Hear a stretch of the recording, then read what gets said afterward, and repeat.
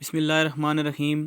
अस्सलाम वालेकुम dear students, आज जो हम टॉपिक स्टार्ट करेंगे वो है ऑप्टिकल आइसोमरिज्म। इससे पहले हमने आइसोमरिज्म पढ़ा था और उसमें हमने ये बात पढ़ी थी कि जो आइसोमरिज्म होता है वो जब एक या दो से ज़्यादा कंपाउंड के मॉलिक्यूलर फार्मूला सेम और स्ट्रक्चरल या प्रॉपर्टीज़ डिफरेंट होती हैं उसको कहते हैं आइसोमरिज्म। तो उसकी हमने दो टाइप्स पढ़ी थी, एक हमने पढ़ी थी स्ट्रक्चरल आइसोमरिज्म और दूसरी हमने पढ़ी थी स्टीरियो आइसोमरिज्म। तो स्टीरियो आइसोमरिज्म में एक आइसोमरिज्म है वो है ऑप्टिकल आइसोमरिज्म। तो ऑप्टिकल आइसोमरिज्म में जाने से पहले कुछ टर्मिनोलॉजीज़ हैं जिनको हम एक्सप्लेन करेंगे। सबसे पहले हम देखते हैं कि कायरल कार्बन क्या होता है।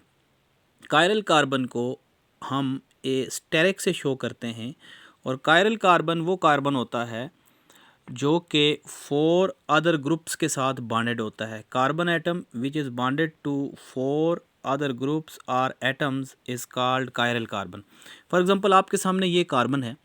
इस कार्बन को अगर आप देखें तो ये डिफरेंट एटम या ग्रुप के साथ बॉन्डेड है। फॉर एग्जांपल एक तरफ ए से, बी से, डी से और सी से बॉन्डेड है, इसलिए this carbon is called chiral carbon. और कायरल कार्बन को हम शो करते हैं स्टेरिक से या एस्टेरिक से। तो इस कार्बन को हम एसिमेट्रिक कार्बन भी कहते हैं। इसकी अगर कोई प्रैक्टिकल एग्जांपल लें तो हम ले सकते हैं लैक्टिक एसिड की। लैक्टिक एसिड का फार्मूला है CH3 COH H C double bond OH, यानी कि जो अल्फ़ा हाइड्रोक्सी प्रोपेनोइक एसिड है उसको लैक्टिक एसिड भी कहते हैं। लैक्टिक एसिड को लैक्टिक एसिड इसलिए कहते हैं कि ये एसिड मिल्क के अंदर होता है। इसमें इस कार्बन को देखें तो ये कार्बन बॉन्डेड है मिथाइल ग्रुप से, कार्बोक्सिलिक ग्रुप से, हाइड्रोजन से और हाइड्रोक्सल ग्रुप से। इस वजह से इसको हम कहते हैं कि ये जो कार्बन है ये 4 डिफरेंट ग्रुप से बॉन्डेड है, इसलिए इसको कायरल कार्बन या एसिमेट्रिक कार्बन कहते हैं। इसलिए यहाँ पे देखें chiral carbon is also called asymmetric carbon. Next जो टर्मिनोलॉजी है वो है ऑप्टिकल एक्टिविटी। ऑप्टिकल एक्टिविटी क्या होती है? ऑप्टिकल एक्टिविटी जब कोई कंपाउंड प्लेन पोलराइज लाइट को रोटेट करे तो इस फिनोमेना को हम ऑप्टिकल एक्टिविटी कहते हैं। Rotation of plane polarise light when a solution of a compound is placed in the path of light, यानी कि अगर किसी सॉल्यूशन को हम रखें किसी प्लेन पोलराइज लाइट के पाथ में और अगर एंगल रोटेट हो जाए तो इस फिनोमेना को हम कहेंगे ऑप्टिकल एक्टिविटी। अब क्वेश्चन अराइज होता है कि what is PPL, plane polarise light क्या है? प्लेन पोलराइज लाइट क्या होती है? The light having one plane, यानी कि लाइट में एक प्लेन हो, या वो एक्स एक्सिस की तरफ प्रोपेगेट कर रही हो, या वो वाई एक्सिस की तरफ प्रोपेगेट कर रही हो, या वो जी एक्सिस की तरफ प्रोपेगेट कर रही हो, तो ऐसी लाइट को प्लेन पोलराइज लाइट कहते हैं। और ये कैसे हासिल होती है? जब ऑर्डिनरी लाइट को हम पास करते हैं एक प्रिज्म में से, जिसको हम क्या कहते हैं? नाइकोल प्रिज्म। और ये जो नाइकोल प्रिज्म है ये किस से मिल के बना होता है? It is composed of calcite mineral. Calcite basically calcium carbonate की फॉर्म है मिनरल, यानी कि कैल्शियम कार्बोनेट दो फॉर्म में पाया जाता है, एक एरेगोनाइट और एक कैल्साइट, यानी ये दो कैल्शियम कार्बोनेट की पॉलीमार्फिक फॉर्म हैं। इनऑर्गेनिक केमिस्ट्री में हमने ये बात पढ़ी हुई है। तो कैल्साइट मिनरल, अब फॉर एग्जांपल ये ऑर्डिनरी लाइट है, इसको देखें तो ये तमाम प्लेन की तरफ प्रोपेगेट कर रही है, एक्स एक्सिस की तरफ, वाई एक्सिस की तरफ, जेड एक्सिस की तरफ। अगर इसको पास करें किसी फ़िल्टर से, उस फिल्टर को हम क्या कहते हैं? नाइकोल प्रिज्म कहते हैं। और नाइकोल प्रिज्म को कैल्साइट भी कहते हैं और इसका फार्मूला क्या है? CaCO3।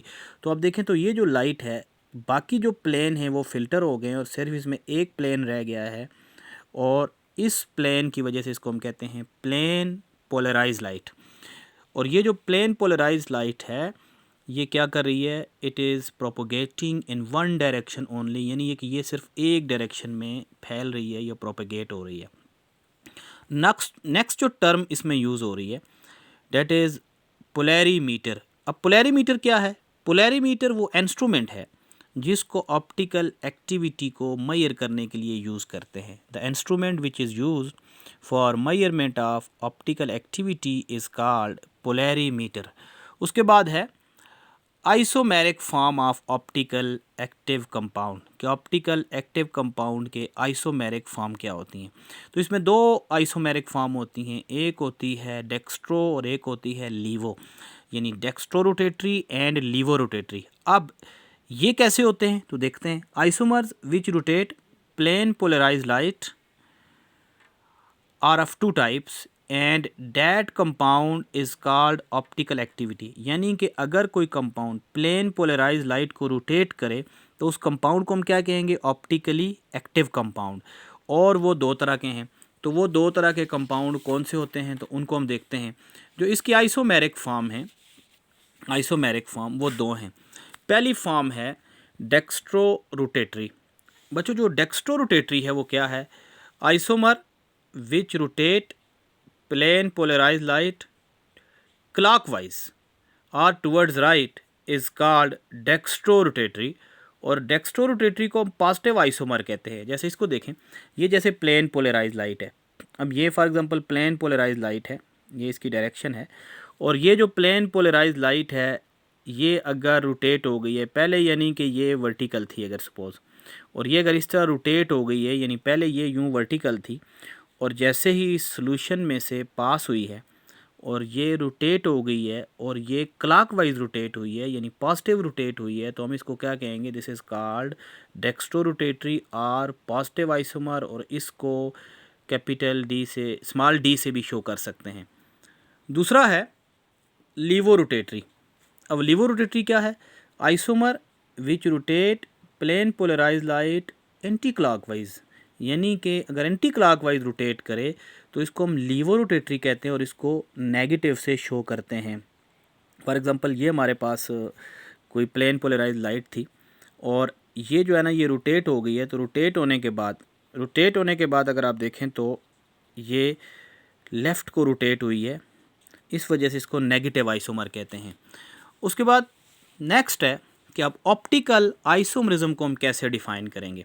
तो ऑप्टिकल आइसोमरिज्म क्या होता है, isomerism in which isomer differ in their behaviour towards plane polarise light, यानी कि जो आइसोमर्स हैं वो प्लेन पोलराइज लाइट को डिफरेंटली बिहेव करते हैं, यानी एक आइसोमर लाइट को क्लॉकवाइज रोटेट करता है, दूसरा एंटी क्लॉकवाइज रोटेट करता है।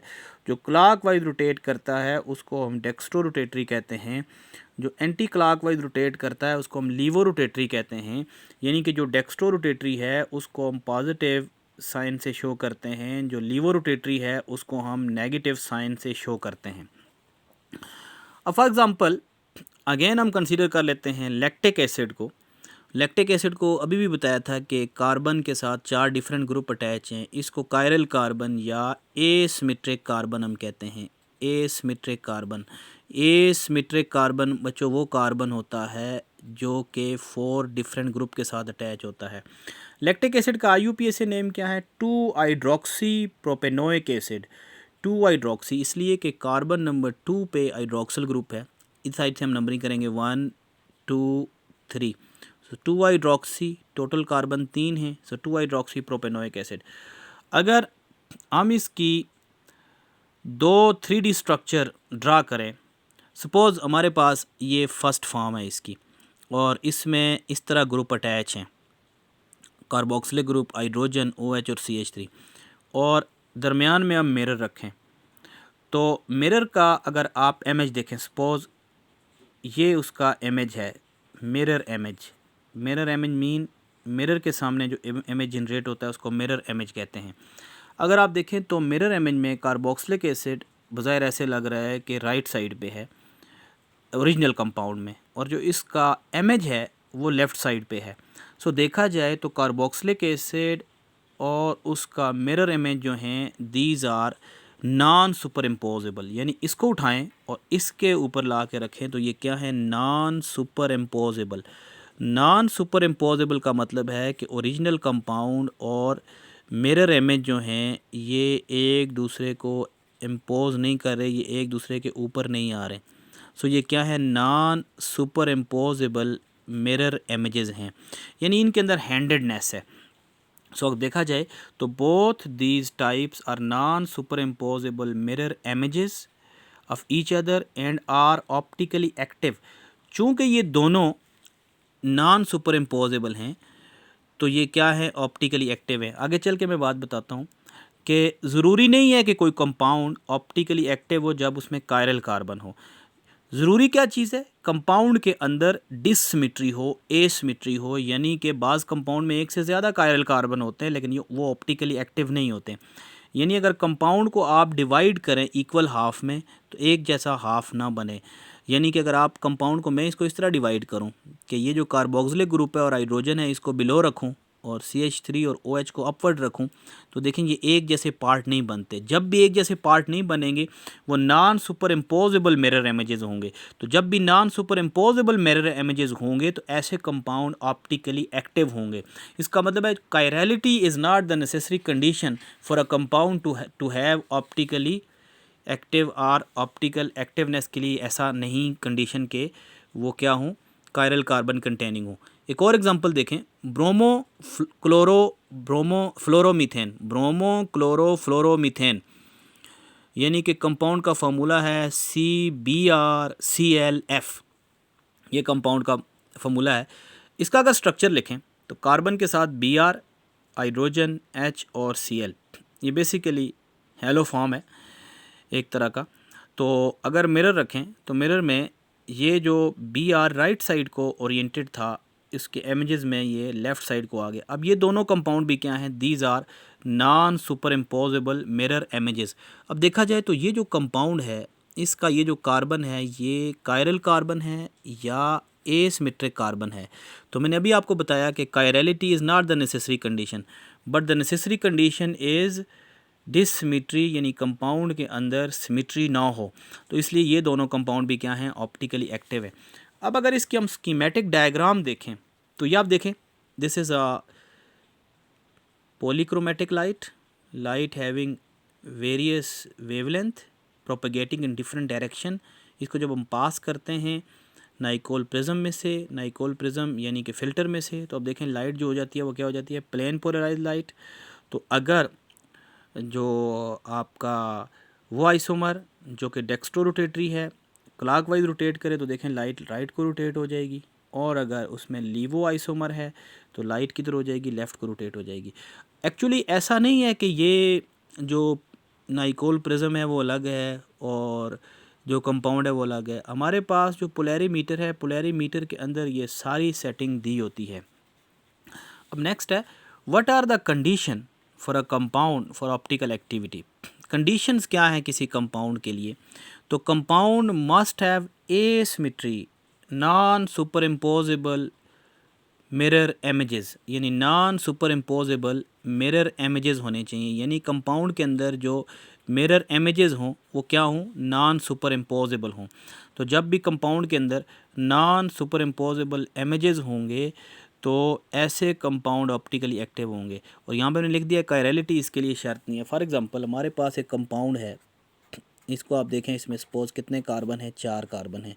इस कार्बन को अगर आप देखें तो this carbon will not show optical activity, क्योंकि इस कंपाउंड में आप देखिएगा कि एक से ज़्यादा कायरल कार्बन है। एक से ज़्यादा कायरल कार्बन होने के बावजूद इस कंपाउंड के अंदर क्या है, इस कंपाउंड के अंदर सिमेट्री है। इस कंपाउंड को अगर हम यहाँ से डिवाइड करें तो इस कंपाउंड के 2 इक्वल हाफ बनते हैं।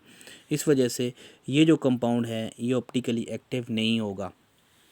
तो इसलिए कंडीशन क्या होनी चाहिए, कंपाउंड के अंदर एसिमेट्री होनी चाहिए, non superimposable mirror images होने चाहिए जो कंपाउंड है उसके। अब एनेंशियोमर्स क्या होते हैं, एनेंशियोमर्स क्या होते हैं, non superimposable mirror images of optically active compound. यानी कि जो डेक्स्ट्रो और लीवो रोटेटरी हैं वो क्या होते हैं, उनको एनेंशियोमर्स कहते हैं। इसका मतलब है किसी कंपाउंड में पॉजिटिव और नेगेटिव दोनों हो सकते हैं, यानी डेक्स्ट्रो और लीवो दोनों हो सकते हैं। फॉर एग्जांपल लैक्टिक एसिड और दूसरा लैक्टिक एसिड, पॉजिटिव और नेगेटिव, यानी कि डेक्स्ट्रो और लीवो दोनों आपस में क्या हैं, एनेंशियोमर्स हैं।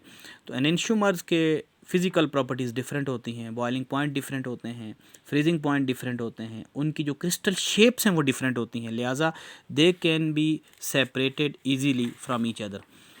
अब स्टूडेंट्स कुछ MCQs हैं जो कि डिफरेंट पेपर्स में आ सकते हैं। फॉर एग्ज़ाम्पल लेक्चरर टेस्ट में आ सकते हैं, GMAT वगैरह में आ सकते हैं।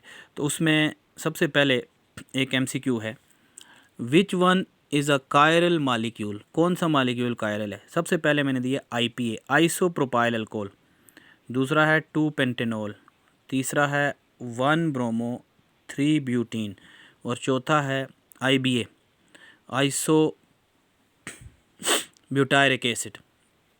तो इसमें ये जो आपका IPA है, IPA का मैंने फार्मूला लिखा है, इसमें आप देखें तो बाकी सब में कायरलिटी नहीं है। तो इस कंपाउंड को देखें तो आइसोप्रोपाइल अल्कोहल में इसमें ये जो कंपाउंड है इसमें आप देखें तो 1 2 3 4, तो इस कंपाउंड में आप देखें तो यहाँ पे कायरलिटी है, लिहाजा ये जो कंपाउंड है ये क्या है, ऑप्टिकली एक्टिव कंपाउंड है।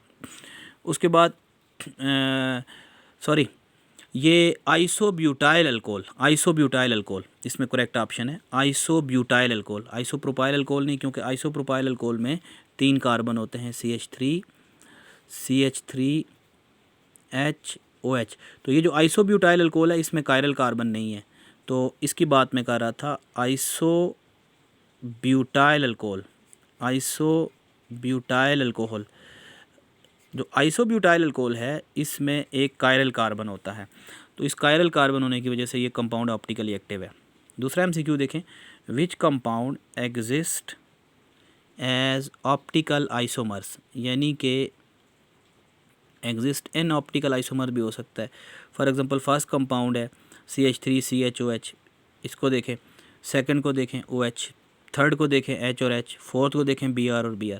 सो जो फर्स्ट कंपाउंड है इस कंपाउंड में जो कार्बन नंबर 2 है ये कायरल कार्बन है, लिहाजा इसका जो करेक्ट ऑप्शन है वो A है। बाकी सब में आप देखें, फॉर एग्ज़ाम्पल कंपाउंड B है, इसमें देखें तो ये जो कार्बन है इसमें 2 सेम ग्रुप लगे हुए हैं, ऑप्टिकली एक्टिव नहीं है।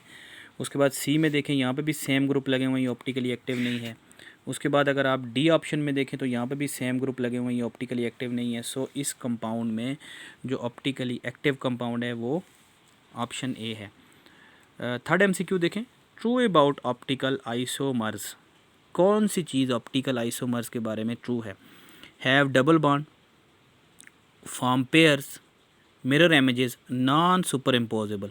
सो डबल बॉन्ड शर्त नहीं है ऑप्टिकल एक्टिविटी की, पेयर की फॉर्म में एग्जिस्ट करना कंडीशन नहीं है ऑप्टिकल एक्टिविटी की, मिरर इमेजेस कंडीशन नहीं है ऑप्टिकल एक्टिविटी की, जबकि नॉन सुपर इम्पोजिबिलिटी जो है वो कंडीशन है ऑप्टिकल एक्टिविटी की।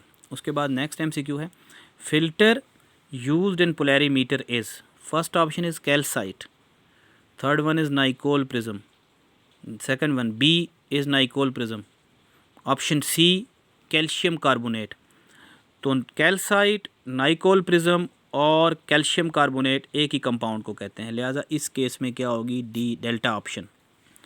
MCQ number 5, number of optical isomers for a compound containing 1 carbon only, अगर एक कायरल कार्बन हो तो नंबर ऑफ़ आइसोमर्स कितने होंगे, तो नंबर ऑफ़ आइसोमर्स कितने होंगे, 3 होंगे, यानी कि डेक्स्ट्रोरोटेटरी, लीवोरोटेटरी या उसका कुछ पोर्शन ऑप्टिकली इनएक्टिव भी हो सकता है। MCQ number 6, compound show optical activity and optical isomerism, कौन सा कंपाउंड है जो ऑप्टिकल एक्टिविटी शो करेगा और आइसोमरिज्म भी शो करेगा। तो इसमें आप देखें फर्स्ट कंपाउंड है CH3 CHOH COOH, तो इसमें आप देखें ये कायरल कार्बन है। इसमें देखें तो इस कार्बन के साथ 2 मिथाइल ग्रुप है, लिहाजा इसमें कायरल कार्बन नहीं है। सिमिलरली ऑप्शन C में CH के साथ 2 मिथाइल ग्रुप लगे हुए हैं, इसमें भी कायरलिटी नहीं है। और डेल्टा में CH के साथ 2 H लगे हुए हैं, इसमें भी कायरलिटी नहीं है, लिहाजा इस केस में भी जो ऑप्शन A है वो करेक्ट ऑप्शन है। उसके बाद number of stereo isomers of CH3 CH CH C double bond R, तो उसके लिए एक फार्मूला है 2n+1। अब जो n है वो क्या है, नंबर ऑफ़ कायरल कार्बन है, तो n की वैल्यू इसमें क्या है, यानी कायरल कार्बन इसमें कितने हैं, कायरल कार्बन आर 1, यानी हमने n की वैल्यू का मतलब है कि कायरल कार्बन हमने देखने हैं। तो एक कायरल कार्बन के साथ 2 आइसोमर्स होते हैं, लिहाजा 2n+1। तो यहाँ पे कायरल कार्बन एक है तो 1+1, तो 2 का स्क्वायर क्या हो जाएगा 4। तो इसमें ऑप्शन कौन सी होगी, डेल्टा ऑप्शन होगी। सो ऑप्टिकल एक्टिविटी और उससे रिलेटेड MCQs थे। आई होप आपको बात समझ आई होगी। If you have any question related to this topic, you are most welcome